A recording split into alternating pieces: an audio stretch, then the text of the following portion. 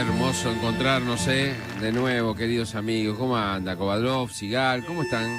¿Bien? ¿Cómo están los Jorge? ¿Qué tal, Sigal? Qué lindo este café, La Qué verdad hermoso. que sí.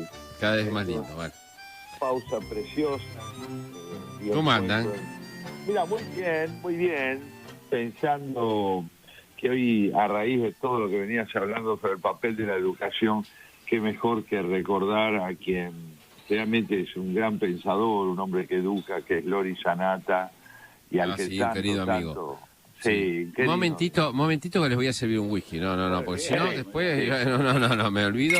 Ahí está, con la doctrina Coco Basile, dos hielos, Dos whisky. cubitos, dos cubitos. Ahora sí podemos afrontar nuestra Ahora conversación, Sí, señor. Adelante, señor Sigal, ¿cómo Santiago. Sí. estás? Muy bien, acá estamos. Ahora con Bueno, whisky mejor. claro, puesto que el hombre nos ha provisto. No pensaba, ¿no?, que en el marco de toda esta necesidad de pensar lo que se está haciendo para promover la ignorancia en la Argentina, qué mejor que recordar lo que está haciendo en sentido inverso un hombre como Lori Sanata, que tanto nos da y está tan cerca de nosotros. Es notable, ¿no?, porque son numerosos los historiadores y los pensadores políticos extranjeros que se interesaron y se interesan por esto que podemos llamar el fenómeno argentino. Recuerdo el alcance que tuvo en los años del alfonsinismo Alain Rouquier, con su meditación sobre el papel de los militares, Paul Johnson, Nicholas Shanway, en fin. Y entre ellos, claro, está nuestro Lori Sanata, que en un punto me hizo acordar tanto con su trayectoria personal a Jorge Sigal, ¿no?, a su libro El día que maté a mi padre, porque digamos que provienen de un mismo árbol genealógico, que es la fe entendida como expresión de creencia inamovible en la propuesta redencional del Partido Comunista. Y de ahí viene él también. Es curioso porque en Italia su interés por la Argentina lo condenó en cierta medida como historiador a la irrelevancia. Era un especialista en excentricidades, digamos, algo estaba tan alejado de Italia, pero en Argentina su palabra es la de un pensador y la de un educador. Y aquí creo que es oportuno recordar lo que vos, Jorge Fernández, decías, citando a Norma Morandini, que la educación en democracia invita a pensar. Esto, claro, es precisamente lo que hace Sanata. ¿Qué es invitar a pensar cuando uno educa? Es invitar a preguntar, a no instalarse de manera subordinada y acrítica en lo que se nos propone como verdad. Y este hombre resulta que es profesor, por un lado, de Historia de las Instituciones de América Latina en Bolonia, nada menos que donde surgió una de las universidades primeras de Europa, y un investigador en ciencias religiosas, ¿no? Todos los que lo hemos conocido y los que sabemos quién es él, habla un castellano absolutamente nuestro. Si nos dicen que es italiano, resulta hasta cierto punto inverosímil oyendo hablar en castellano. Y esto tiene que ver con la extraordinaria penetración que él logró en la problemática nuestra. Y como él sabe lo que significa ser creyente de una religión secular, como fue en su caso el Partido Comunista, hijo de creyentes que también hicieron del comunismo una verdad inamovible, en un momento dado él vive aquello que tal vez Jorge Sigal, vos podrás explicar, y explicás de hecho muy bien en tu propio libro, El día que maté a mi padre, que es ese deslizamiento de la certeza a la pregunta. Y creo realmente que él logra esto, me refiero a Sanata en este caso. Una de sus preguntas fundamentales en el caso nuestro como argentinos es cómo procede el peronismo para alcanzar el rango de una religión secular. ¿Sobre qué argamasa social trabaja Perón y el peronismo para lograrlo?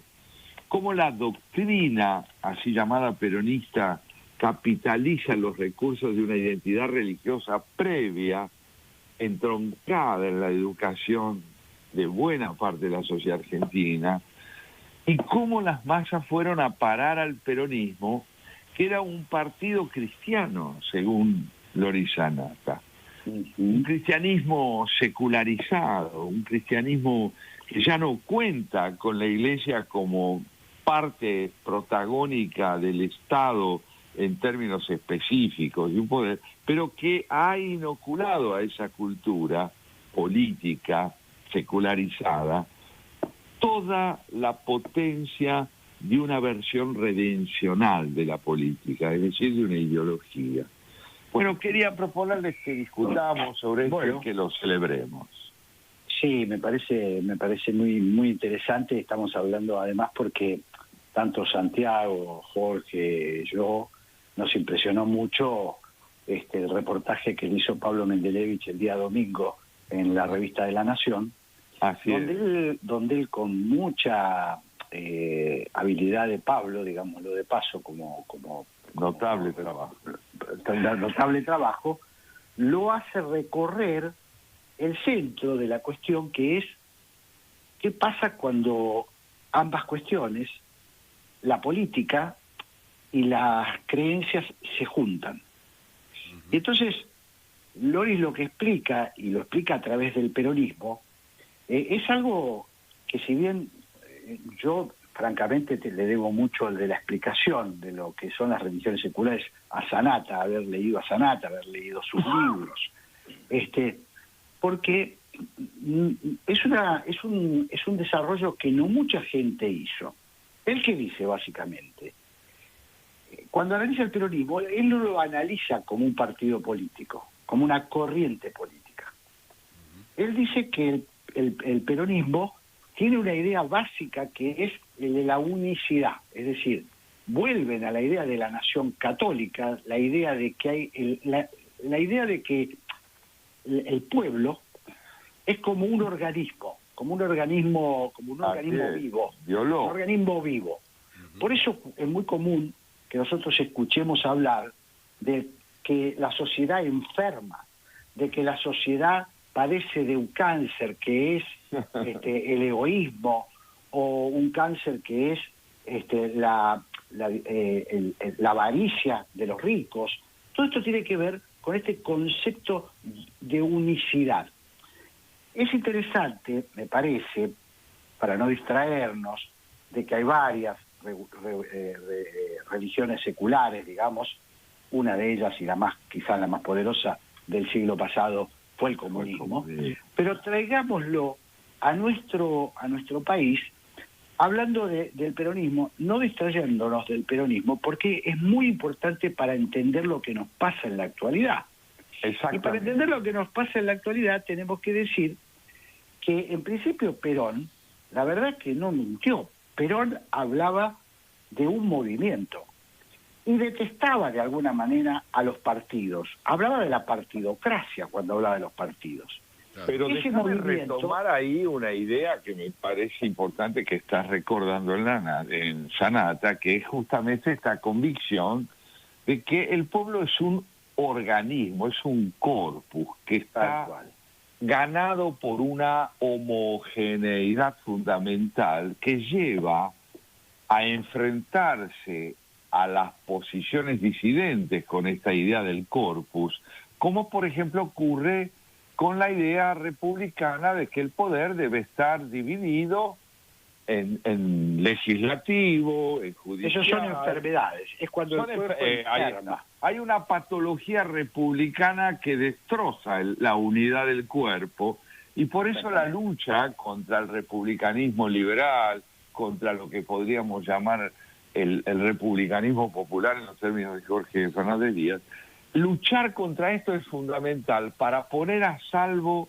el organismo cuyo rasgo fundamental es la subordinación a una fe encarnada por el líder político. Exactamente. La comunidad organizada de Perón. Entonces, ese es su libro. La comunidad organizada de Perón. Entonces, digamos que lo que para este es importante, a mí me parece muy interesante para discutirlo, para debatirlo, porque lo que nosotros consideramos como un derecho inalienable, como por ejemplo el pluralismo, es considerado por el populismo una enfermedad. Es es un defecto de la comunidad organizada que haya voces que estén por fuera de esa comunidad establecida. Por eso Perón hablaba de movimiento, hablaba de ramas, no hablaba del partido. El Partido Justicialista era una rama más del movimiento justicialista. La famosa frase de él que tantas sonrisas despertó es cuando le preguntaron acerca de los partidos políticos y después le dijeron, bueno, ¿y el peronismo? Y, no, dijo, peronistas son todos. Claro, peronistas son todos. Yo creo que ahí Perón en ese sentido, Perón en ese sentido, su discurso era auténtico, era este concepto que él tenía y que de alguna manera Loris lo une con la realización de lo que sería el objetivo fundamental de volver al hombre puro, ¿no es cierto? Al hombre tal cual, antes de la civilización, al hombre que deformó, para decirlo brutalmente, el capitalismo con su egoísmo, ¿no? Y esto está mezclado con sentimientos muy profundos. Por eso me parece, Santiago, Jorge, que es muy importante entender contra qué nos estamos enfrentando, porque yo me enfrento a esa idea, entre otras cosas, porque me va la vida en la defensa de mi libertad. Por lo tanto, me enfrento. No tengo ningún problema en decir, yo me enfrento a eso. Me enfrento... Claro. Hay algo muy arcaico en la descripción que estamos haciendo de este concepto populista y de este concepto fuertemente dogmático de la unanimidad, que históricamente remite al tiempo de las guerras de religión. Es decir, ¿a qué se debieron las guerras de religión más allá de los intereses económicos en juego? A la necesidad de que hubiera una palabra suprema, una palabra hegemónica, una única palabra, y todo aquel que no coincidiera con ella debía ser quemado en plaza pública o fundamentalmente expulsado del seno del campo de la fe. Es decir que la verdad es que donde empieza a surgir el pluralismo es en el tránsito que a partir del siglo XVIII, se empieza a dar con la idea de que la política se organiza a través, como muy bien recuerda Sanata, se organiza a través de pactos, de acuerdos, es un problema de consensos, es una negociación que se lleva a cabo para organizar una comunidad sobre consensos compartidos y no sobre una verdad revelada. Es decir, la historia se despliega sobre la base de acuerdos y consensos que no provienen sino de intereses compartidos por los hombres en el marco del tiempo, sin que nadie pueda arrogarse la pretensión de hablar del nombre de una verdad trascendente para darle coherencia a esa comunidad. Déjame agregar que esto te lleva, inevitablemente, y eso también Sanata lo analiza mucho en el libro El populismo, que es muy bueno, dicho sea de paso, donde él dice que esto está, digamos, reñido, o sea, la idea de la comunidad organizada, la idea esta de la unicidad, está reñida con la modernidad. Porque en realidad no se plantea la modernidad. Plantea la modernidad como un problema, como un cáncer, como una enfermedad que tiene el cuerpo. Hay que volver a las ideas primarias, aquellas ideas que del primer cristianismo. Bueno, por eso los dirigentes peronistas muchas veces y los kirchneristas haciendo una revisión de aquella idea original, dándole sustento a una nueva etapa de esa idea, en realidad, cuando hablan, no hablan con un discurso político, están canonizando, están catequizando en realidad, están bajando, digamos, una doctrina, ¿no? Bueno, ahí volvemos al texto de Luciano Román que nos leía hoy Fernández Díaz. Otra vez estamos delante de la idea de que educar es adoctrinar. ¿Qué significa aprender?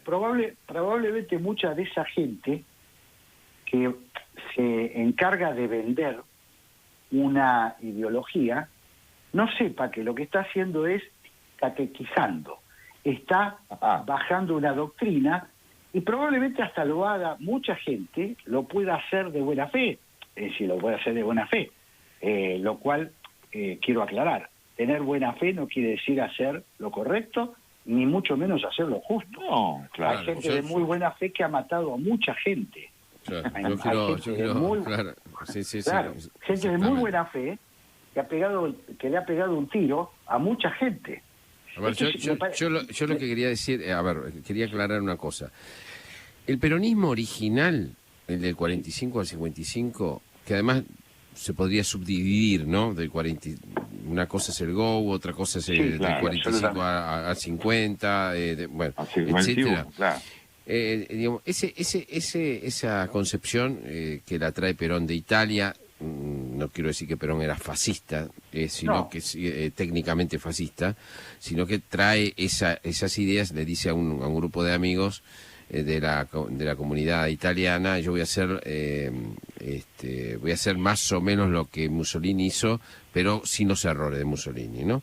Más allá de eso que está en el libro Montoneros, la soberbia armada, de Pablo Giussani, que Sigal y yo estamos releyendo, resulta que, bueno, ese es un peronismo, es un peronismo, pero después hay una reescritura del peronismo, desde la izquierda, desde Cook y compañía. Ahí se crea la izquierda peronista que tiene mucho de fascismo de izquierda llevado a los montoneros específicamente, y recrea un dogma, ¿no? Ahí sí que se recrea un dogma. Había un dogma al principio, de hecho el gran problema de Perón con la Iglesia era que la Iglesia, hubo un momento que la Iglesia estaba contentísima de que Perón había tomado muchas de las cosas de la doctrina social de la Iglesia, pero hay un momento en que Perón y Evita eran deidades y empezaba a haber un culto de la personalidad tan grande que el conflicto fue casi religioso con la Iglesia. Claro. Ahora, cuando a la Nata le preguntan sobre ese conflicto,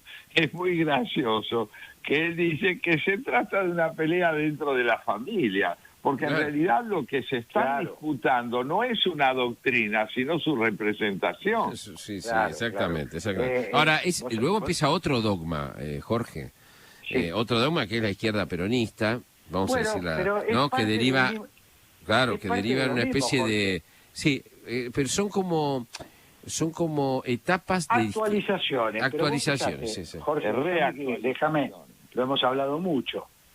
La izquierda peronista, los muchachos que armaron Montoneros, que quedó distorsionado un poquito su origen, digámoslo, son muchachos que vienen de familias muy acomodadas, criados en familias religiosas, muchos de ellos terratenientes importantes, y sus chicos, en realidad, abrazan el peronismo como una forma de reivindicar esa concepción conservadora que habían heredado. Es, digamos, la verdad que es profundo, el tema Sanata lo tiene muy estudiado, y nosotros lo hemos visto muchas veces. Déjame que te diga una cosa. Hoy revisé un librito que a mí me encanta, que se llama La chispa de Perón, de Fermín Chávez, que es una recopilación de bromas de Perón, del humor de Perón, del humor y de la ironía de Perón. Pero hay cosas serias ahí, ¿no? Entre otras dice, por ejemplo, tenga en cuenta, le dice un interlocutor, que en ciencia política lo que el pueblo dice es lo verdadero. Es decir, no importa lo que diga el pueblo, lo que el pueblo acepte, lo que el pueblo consuma, eso es lo verdadero, eso es la ciencia política. Tengamos cuidado, general, tengamos cuidado que no se ponga de moda que el pueblo ponga de moda tirar a judíos y asturianos al mar, porque Exactamente. nosotros vamos a tener que buscar traje de neoprene, ¿no? Nadaremos Sí. juntos, Fernández. Claro. Sí. Tal cual, Sí. Esa idea del pueblo, que además es una idea totalmente manipulable por el líder decide lo que el pueblo es y no que no es. Es decir, hay una naturaleza romántica, y eso también lo señala la Nata. La Nata recuerda... Sanata. Perdón, lo estoy homologando a nuestro Lanata. Sanata, por algo será. Nuestro Sanata justamente nos dice que el romanticismo es esa doctrina que entiende que hay una sustancia en el pueblo, el romanticismo alemán sobre todo. El pueblo tiene una identidad natural, como decía recién justamente Sigal, una especie de instancia de la identidad que es biológica y sin querer exagerar en las comparaciones, recuerden ustedes que el nacionalsocialismo entendía la identidad aria no como el resultado de una cultura, sino de una naturaleza. Claro. No era el producto de una educación, sino de una estructura biológica. Justamente lo tremendo y lo que permite entender el antisemitismo característico del nacionalsocialismo es que mientras el nacionalsocialismo se propone como una naturaleza, lo que detestaba en el judaísmo es que el judaísmo proponía al judaísmo como una tarea, es decir, como una construcción cultural que se va llevando adelante para que un judío aprenda a ser judío toda su vida y no termine de aprenderlo nunca. La necesidad de combatir al judaísmo es que el judaísmo se presenta como una cultura, mientras que el nacionalsocialismo se presenta como una naturaleza. Ahora, ¿por qué lo recuerdo? Y porque justamente Sanata nos dice aquí algo muy interesante en relación a cómo prospera esta idea en un orden, la idea del Volk, del pueblo como naturaleza. Dice, lo leo porque vale la pena darle la palabra. Lo que hace que el peronismo se parezca en muchos aspectos al fascismo depende en verdad de que durante los años 30 hubo en la antesala del peronismo procesos muy parecidos a los que tuvo Italia antes del fascismo. La crisis del liberalismo en Argentina, muy parecida a la crisis del liberalismo en Italia, en España, en Portugal, en Brasil y en México. Para estos países, termina diciendo, que tenían un pasado de unanimidad religiosa, dominados por la contrarreforma, la unidad política coincidía con la unidad religiosa. Sí. Está muy bien. Bueno, escúchenme una cosa, les voy a servir un segundo whisky y seguimos con esta conversación. ¿Les parece? Vamos, acá lo esperamos. Dale.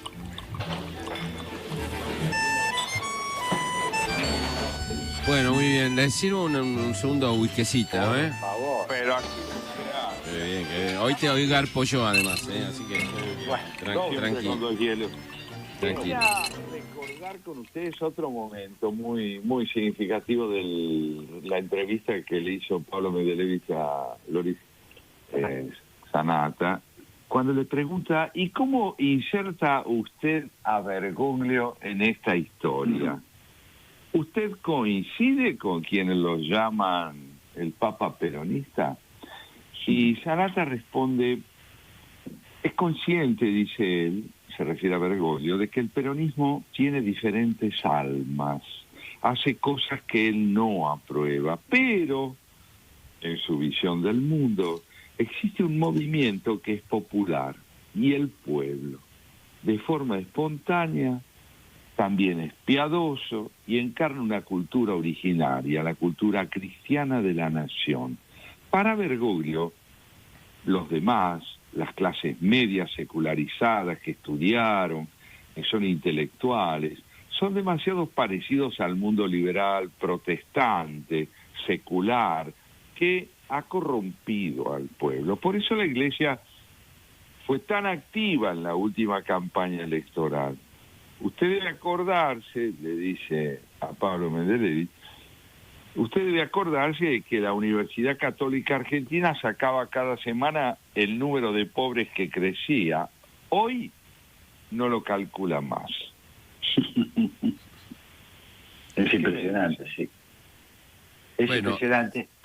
sí, Jorge, Sí. adelante. No, bueno, es impresionante porque en realidad lo que uno ve a veces como un juego de pequeñas mezquindades del poder, que los tiene también, pero atrás de eso, y por eso me parece que es lo fundamental, hay un concepto fundamental, ideológico. Por eso nuestra pasión no es una pasión simplemente contrera, como se llamaba a los opositores en la época de Perón. Es una pasión porque lo que nosotros queremos, lo que Jorge, Santiago, yo habitualmente hablamos, se contrapone a este concepto de la nación única. Creemos, primero que nos asfixia, nos reprime. La represión, bajo este concepto, es lícita, porque se está defendiendo un noble interés. Todos los populismos reprimen, no solamente... Después están los perversos. Los perversos son los que se adaptan a las condiciones en que les toca vivir y, bueno, gozan torturando, gozan matando, gozan golpeando. Pero eso no son el problema central. El problema central está con los que creen que están evangelizando. El problema central está con los que creen que están haciendo el bien, con los que nos están matando para mejorarnos.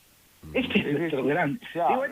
finalmente hay un apocalipsis redencional que consiste en la aniquilación de toda diferencia, de todo pluralismo, en nombre de una unidad que vuelve a ser recuperada, porque está en la base y es la raíz, y vuelve a ser rescatada de tal manera que la homogeneidad es la evidencia de la identidad de cada uno.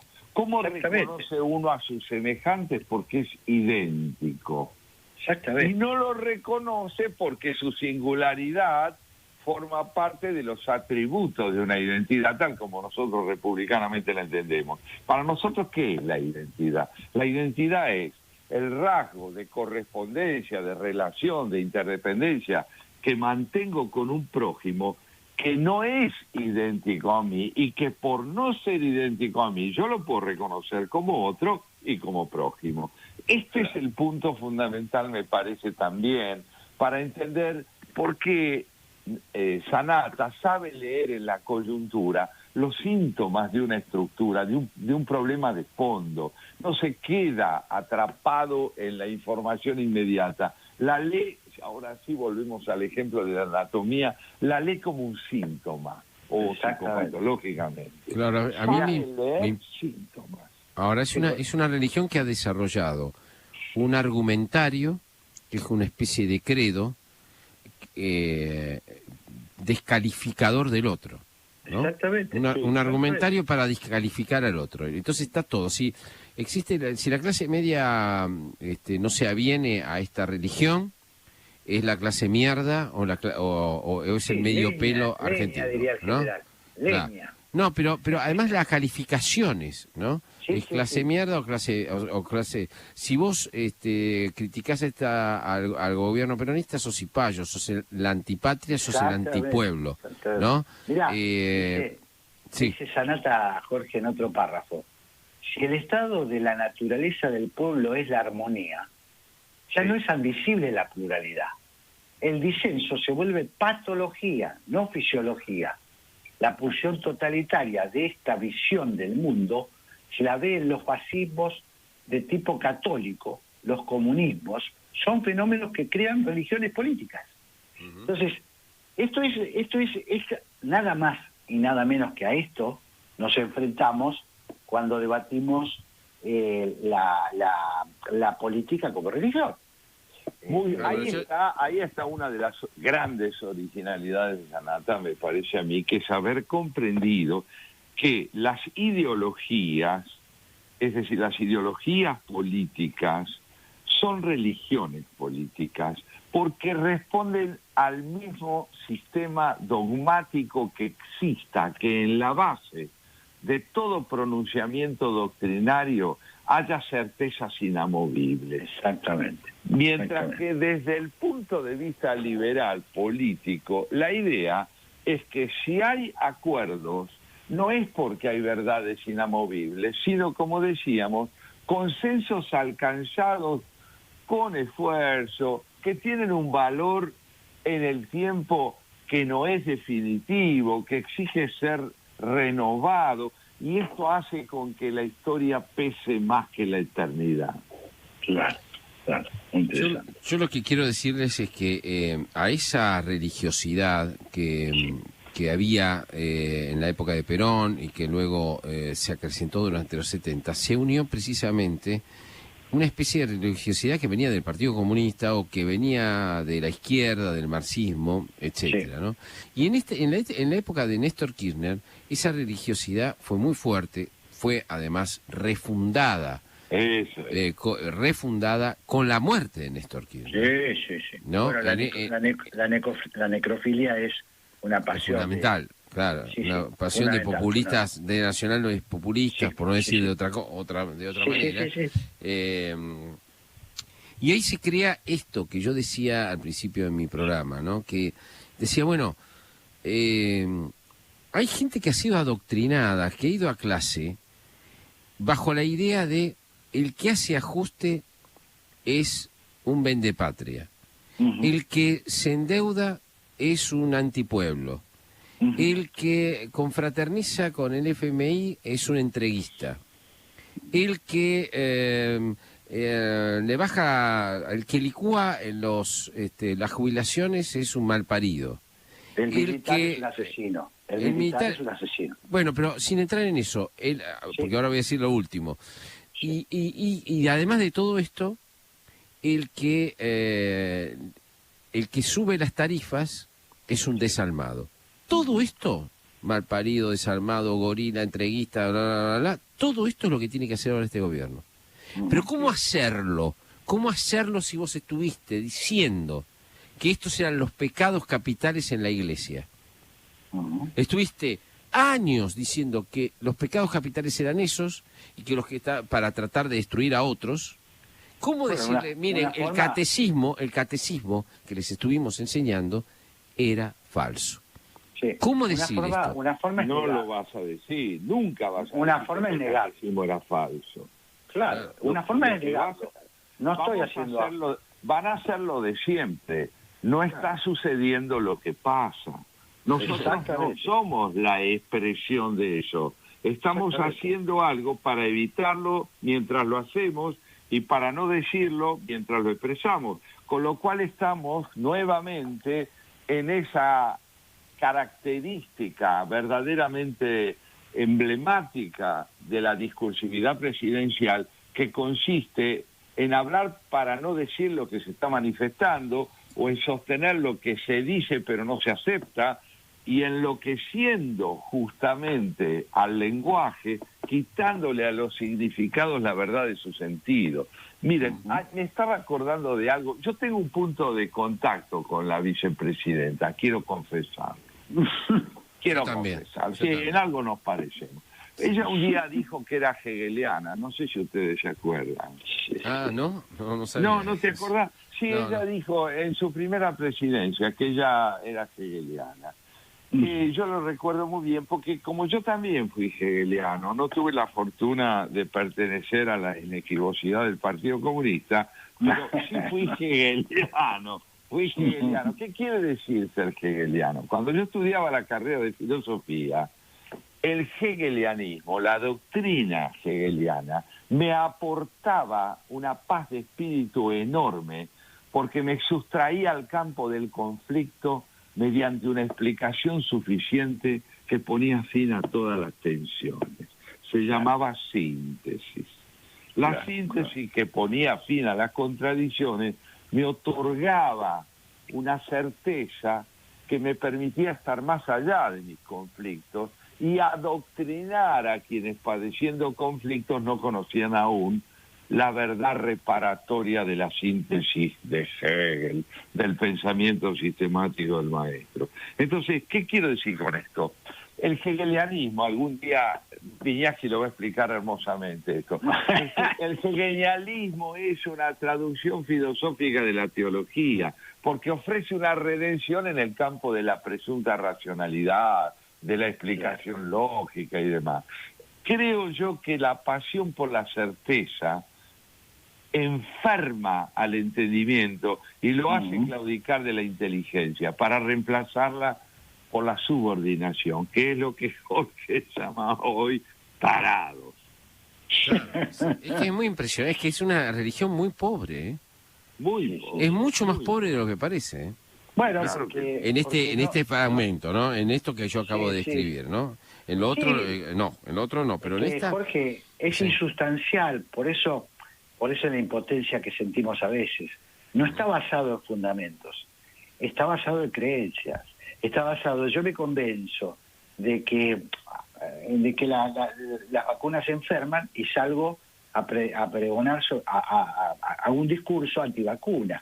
Y bueno, ¿y cómo le explicas a ese tipo que hubo años y que la ciencia viene investigando, que es conveniente, que los porcentajes de la población que se enferman, está probado que cuando se vacunan no se enferman, y vuelven enfermedades como la varicela, y vuelven... Bueno, acá en la Argentina esto no es un problema serio, ¿no? Lo traje simplemente por ahora, gracias a Dios. Pero esto tiene que ver no tiene que ver con la razón. Por eso nos genera muchas veces impotencia. Por eso, nosotros. porque para que tenga que ver con la razón, creo yo, es preciso desacralizar la política. Sustraerlo a esa inamovilidad que le infunde el dogma de la religiosidad secularizada. Desacralizar la política es generar convivencia. Cuando uno lucha por el republicanismo, no está queriendo que gane un partido, sino una concepción de la vida que está sentada en la idea de que la palabra no puede ser monopolio de un sector si es que aspiramos a una convivencia sentada en la justicia y en la igualdad. Esto que estamos viendo que hace el señor Infran, paradigma de las referencias que hizo el presidente de la República en términos de lo que es ejemplaridad política, esto que hace y que los hechos desmienten, vuelve a probar que cuando la Corte Suprema actúa, no actúa en función de un interés sectorial, actúa en función de una verdad republicana que, de lo contrario, si no impera, genera barbarie, porque eso es lo que está pasando en Formosa. Barbarie, es decir, destrucción del otro en nombre de un prejuicio espantoso, como es el del sostenimiento de una certeza que no admite discusión. Impresionante. Bueno, muy bien. Señor Kovadlov, mire, acá llegó esta pianista. Que la conoce muy bien usted. Sí, es una pianista de La Plata, Ana Chávez, que se vino hasta acá para brindarnos la interpretación de un preludio de Chopin, que lo toca maravillosamente bien, y que yo tengo la fortuna de acompañarla mientras ella ejecuta ese preludio con la lectura de un poema mío. Y esto forma parte, quería contarles, de un espectáculo que con esta pianista estamos preparando para el año próximo. Qué lindo, qué hermoso. Qué bueno, Otro espectáculo. Música Para los que no poesía. saben, para los que están acá en esta tertulia, para los que no saben, los espectáculos de Kovadlov son una maravilla de música en combinación con poesía, con cuentos, con cosas, con anécdotas. Realmente es increíblemente bello lo que hace Kovadlov con la música y con los textos. ¿Sí? Realmente con Ana estamos preparando un espectáculo. Por ejemplo, ella interpreta una pieza de Mozart a lo largo de la cual yo leo una carta de Mozart, las voces de Mozart en su obra pianística, interpretado por ella, y mi lectura de una carta de Mozart joven a su padre. Y lo que también estamos haciendo es tomar una obra de Debussy, Claro de Luna, donde yo leo el poema de Borges al mar y el poema que también leímos aquí, ¿no es cierto?, de Cavafis a Ítaca. La idea es llegar a presentar un espectáculo que vuelva a Orfeo, a esa idea mitológica de que la música y la poesía no pueden vivir separados. ¿Qué les parece si la escuchamos a Ana interpretando a Chopin? Vamos. Caminan por la casa muertos y desnudos. Mi piel se apagó. Ya no vibran mis pies con lo que tocan. Hubo el mar, hubo el césped, un jardín. Nada dicen ya de la tierra y el rocío. Enmudeció la madera de los pisos, las frías baldosas del verano. Han perdido trato con la arena, la luz, el lento río. Botas, medias y zapatos disolvieron mis pies, los extenuaron. Sepultaron un vacío y sus 10 dedos, pies perdidos que ya nada saben tocar. Saldo, como yo, de un haber sido.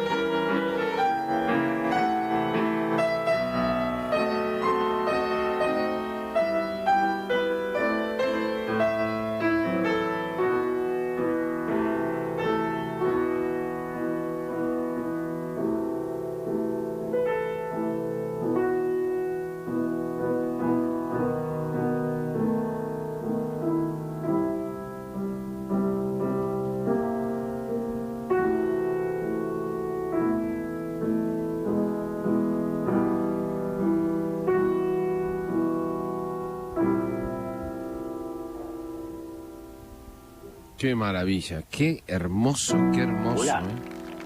Interpretación, Qué hermoso. Qué Qué interpretación. ¿Cuánto